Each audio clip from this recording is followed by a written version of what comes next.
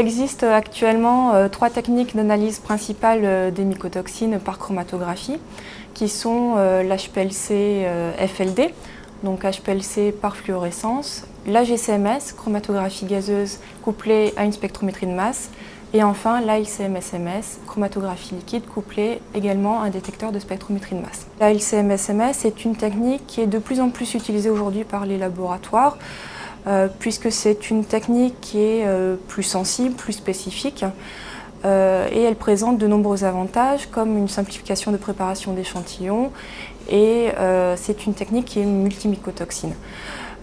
Donc cela représente pour le laboratoire et donc pour le client un gain de coût et un gain de temps qui n'est pas négligeable. Les différentes étapes d'une analyse chromatographique restent relativement identiques, quelle que soit la technique utilisée, quelle que soit la mycotoxine à analyser. Donc la première étape concerne bien évidemment la préparation de l'échantillon. Donc cet échantillon doit être le plus homogène et le plus représentatif possible. Et il doit être broyé très finement. Donc il a été notamment démontré qu'un broyage à 0,5 mm était nécessaire pour obtenir des résultats reproductibles. Une fois l'échantillon broyé, on va peser entre 20 et 50 grammes d'échantillon que l'on va ensuite extraire à l'aide d'un mélange de solvants à base d'eau, de méthanol et d'acétonitrile. Cette extraction va durer généralement 1 heure ou 2 heures. La solution est ensuite filtrée.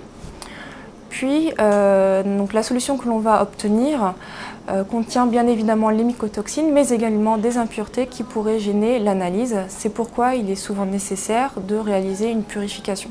Donc cette purification, elle peut être de plusieurs types. Elle peut se faire sur colonne d'immunoaffinité. Le deuxième type de purification se fait sur cartouche SPE. Donc cette fois-ci, ces cartouches permettent de purifier la solution de l'échantillon, quelle que soit la mycotoxine contenue. Une fois la solution purifiée, elle est ensuite évaporée, ceci pour concentrer la teneur en mycotoxine dans le résidu final.